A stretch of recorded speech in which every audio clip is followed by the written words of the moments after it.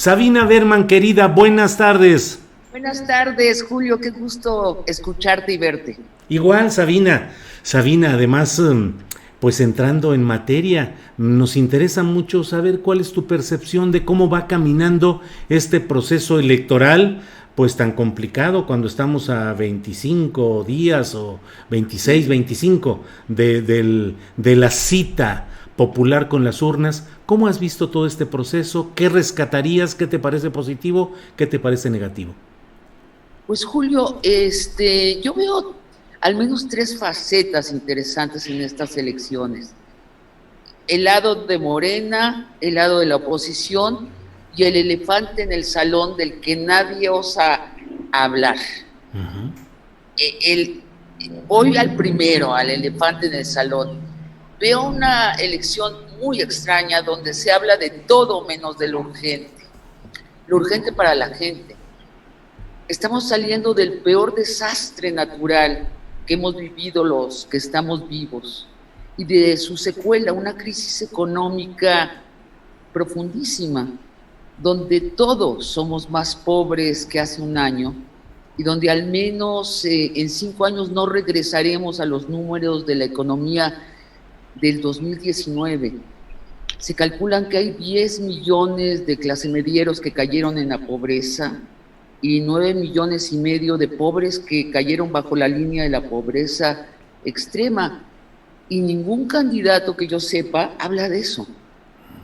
Nadie habla si hay un plan local o federal de rescate económico, si se van a salvar las empresas que están en quiebra, qué van a hacer los millones de personas que no tienen trabajo, se van a bajar los impuestos para ayudar a la gente, se va a incentivar a la economía con subsidios.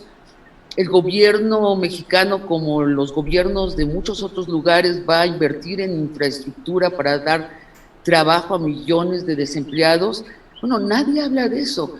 No sé qué te parece a ti, a mí me parece extrañísimo. Y te pongo en contraste lo recién ocurrido en las elecciones para la alcaldía de Madrid, en España. Sí.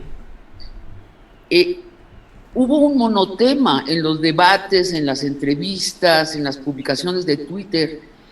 ¿Qué se va a hacer con la pandemia y qué se va a hacer con la crisis económica? No se habló de más, apenas de pronto se habló de la amenaza del fascismo, pero muy lateralmente, y nosotros no hablamos de eso.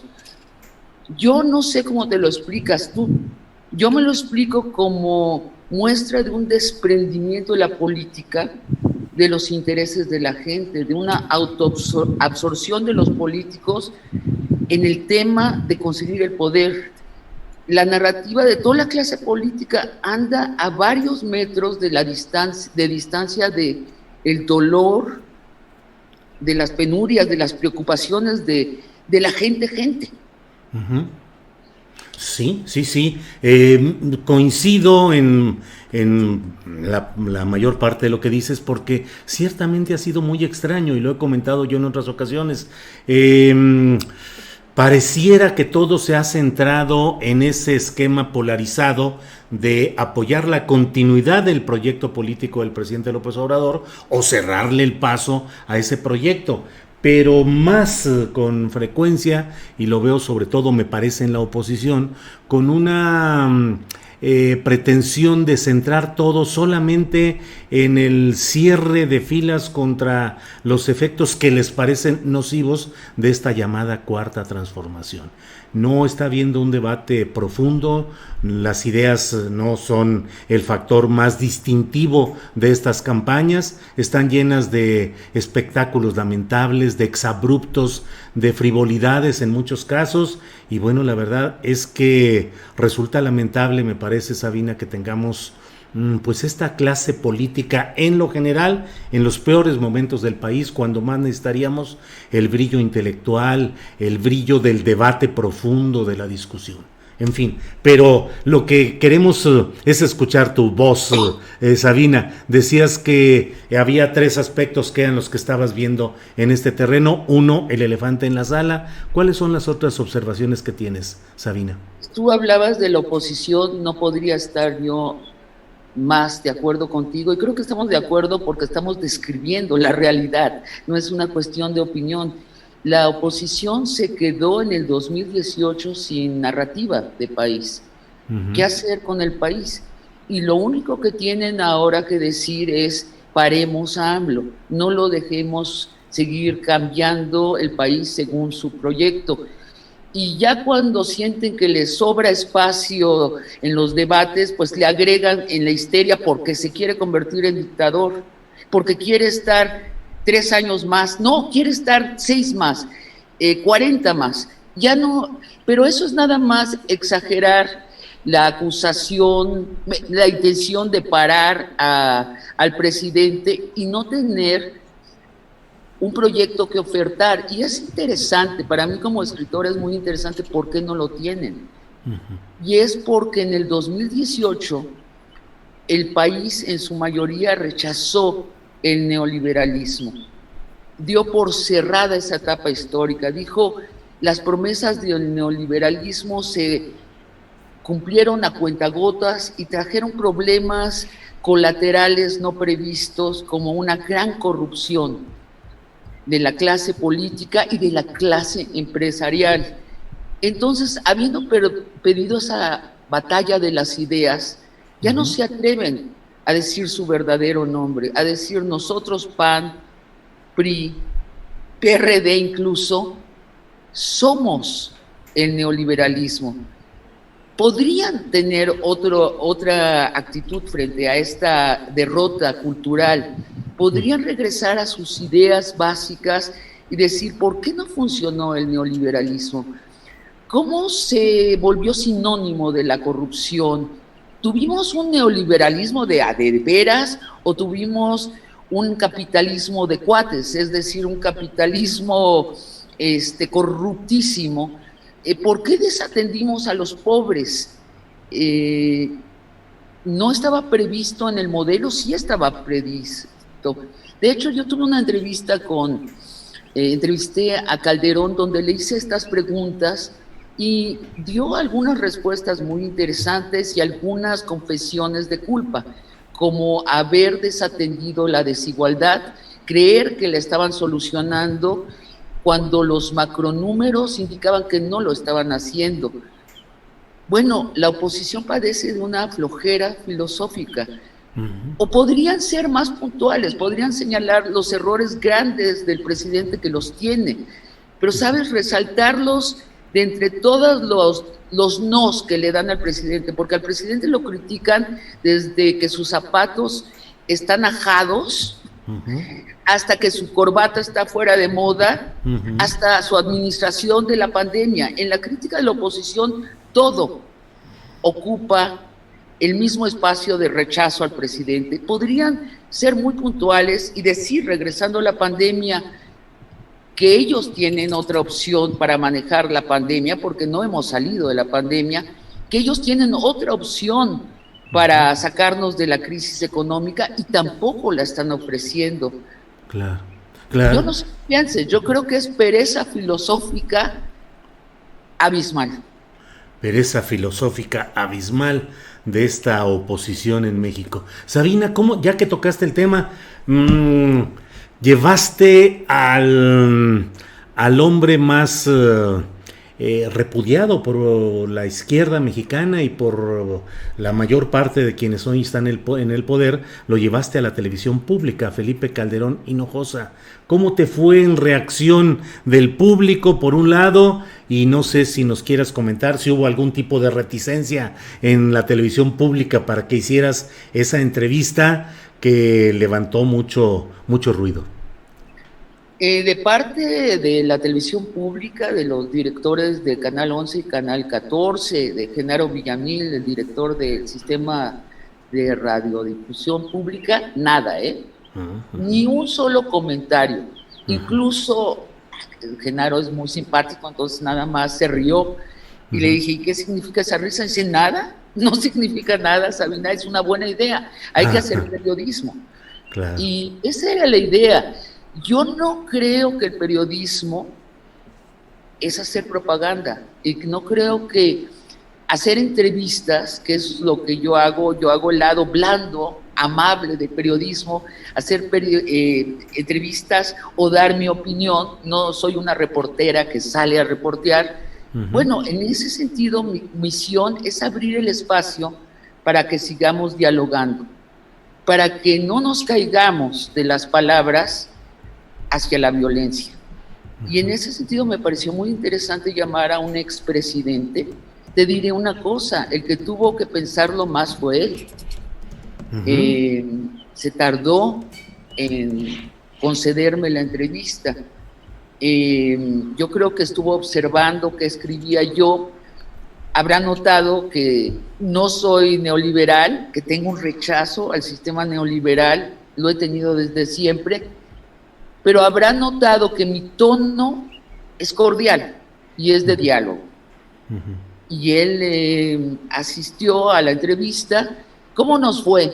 Pues nos fue muy bien de rating, nos fue altísimo. Supongo que mucha gente que había desechado a la televisión pública la volvió a sintonizar, y yo creo que eso es muy bueno.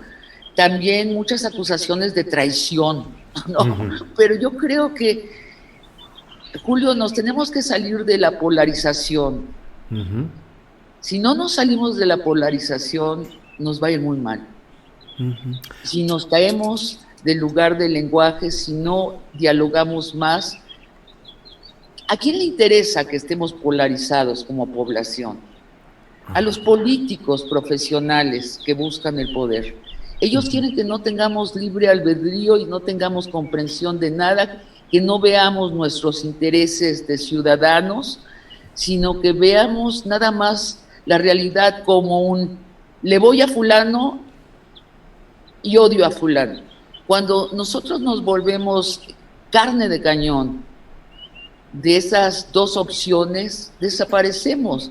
De hecho, es lo que estábamos platicando de esta elección, que no están hablando de los intereses de los ciudadanos, y no veo a ciudadanos diciendo, oigan, yo tengo problemas reales, aparte de si ustedes tienen la mayoría en el Congreso o no tienen la mayoría morena y entonces paran todo el proyecto del país, del presidente. Yo tengo problemas reales en mi pueblo. Tengo un problema con el drenaje. Yo tengo un problema con mi empresa. Tengo una pequeña empresa y la tengo cerrada y la voy a tener que declarar en quiebra si alguien no me ayuda y me sigue llegando el recibo de luz. Yo creo que hay que salirnos de la polarización.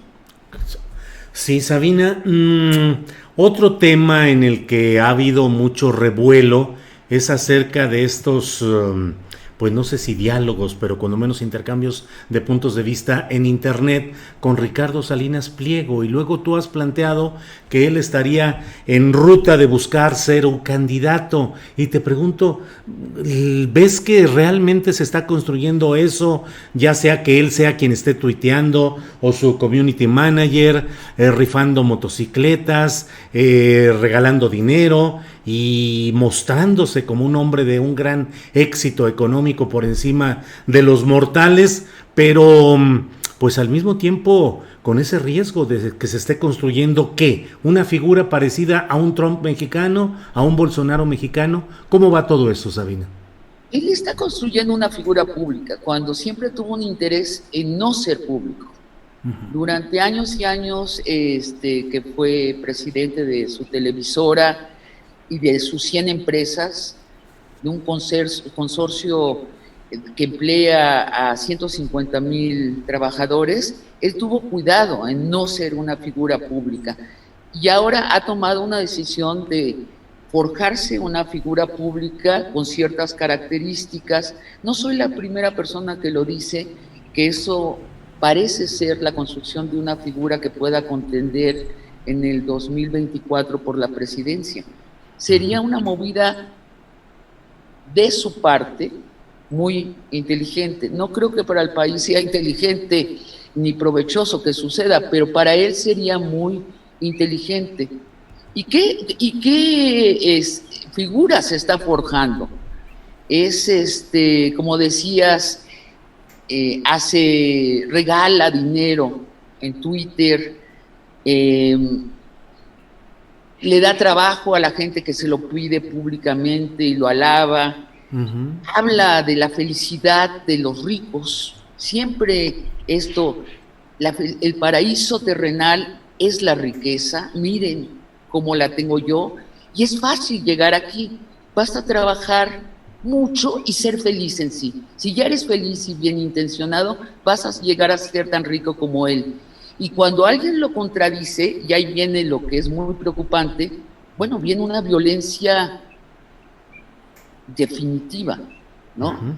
Amaga con comprar Twitter para correr a Chumel Torres, y no creo que sea una broma, ¿eh? Sí le alcanza para comprarlo, pero el tono de la amenaza, ahora está demandando a Proceso, y su intención, según ha publicado en sus twitters, es hacerse de Proceso y convertirlo en una revista.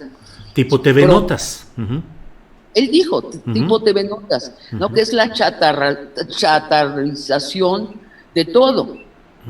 Él odia las almas pesadas del sistema. A él no le gusta la gente que se preocupa, no le gustan los pobres dolorosos, no le gustan los intelectuales, no les gustan los periodistas serios. El chiste es ser feliz, y si eres feliz llegarás a ser rico y más feliz. Bueno, esta es una oferta que ya conocemos históricamente, no en nuestro país, pero en otras partes se ha dado. Es la oferta de Berlusconi, es la oferta Trump, aunque un poco más soez y cargada la de Trump, pero es la oferta populista del amor al dinero. El único problema es el dinero, y yo les voy a conseguir a ustedes que sean ricos como yo. A mí me parece muy interesante lo que él está haciendo, y publiqué un artículo bastante sencillo en donde nada más doy acuse de recibo de esta observación. Sabina, también entraste en polémica en estos terrenos siempre difíciles del feminismo, unos a favor, otros en contra, por postulaciones de dar voz o no a ciertas corrientes dentro del feminismo. ¿Cómo estás viendo el movimiento feminista en México? ¿Cómo ves los reclamos en general y las expresiones a veces de violencia fuerte de parte de grupos feministas? Veo que el movimiento feminista mexicano está madurando y volviéndose enormemente relevante. Teníamos unas ingenuidades. No sabíamos exactamente qué era el feminismo, además de nuestras ganas de ser iguales. Ahora sabemos que el feminismo debe ser, de hecho es una agenda política, no filosófica, política muy puntual. Y creo que hay un acuerdo cuál es nuestra agenda política, el de las mujeres, que es la erradicación de la violencia contra nosotros, número 1. Después todo lo demás. Creo que la mayoría de los hombres están de nuestro lado. Desgraciadamente el presidente no está de nuestro lado. Y lo digo así, creo que es una desgracia. Creo que el presidente tiene un punto ciego con el feminismo, no sé cuál es su información al respecto, pero ha habido un rechazo de la 4T a cargo del presidente, que el resto de la 4T ha tenido que ser consecuente con este rechazo. Lo que ha hecho el resto de la 4T es en voz baja decir, bueno, pues sí, ahorita el presidente no quiere hacer política feminista, que regreso, eso es el feminismo. Si no es eso, es trivial el feminismo. Y entonces estamos varadas en esta tierra de nadie, donde la mayoría de la 4T es feminista, pero no tiene la aprobación del presidente para hacer una política pública feminista. Sí, Sabina. Estamos ya por cerrar la plática a reserva de lo que tú quieras agregar, Sabina, pero te preguntaría, ¿cómo te ves el 7 de junio después de las elecciones venideras y cómo crees que va a estar el país? Ya sé que no tenemos bola de cristal, pero ¿cómo supones que podría estar México y tú en lo personal después de las elecciones del 6 de junio? Pues yo creo que va a ir muy poca gente a votar. Ajá. Mucho menos gente que en el 2018. porque la política no está capturando el corazón que debe capturar, las necesidades materiales de la gente. De los que van a votar, yo creo que la mayoría va a votar por Morena para defender la esperanza de lo que todavía es posible cambiar en México. Creo que sigue siendo una mayoría la que piensa que hay que desmontar el sistema neoliberal. Creo que a Morena se le han caído varias banderas, principalmente la de la corrupción y la de la moralidad.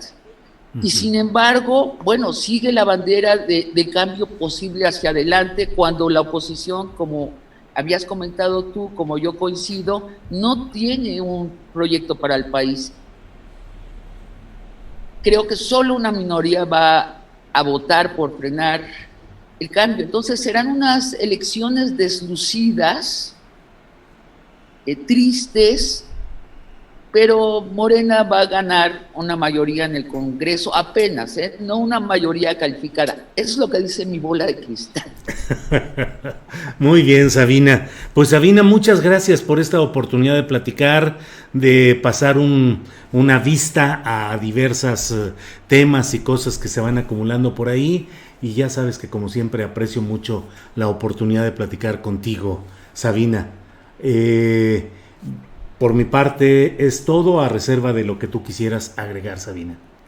No, igualmente, Julio, es un placer platicar contigo, te veo diario. Gracias, Sabina. Noticias de ti, un gusto platicar contigo. Gracias, Sabina, que estés bien, buenas tardes, gracias por todo.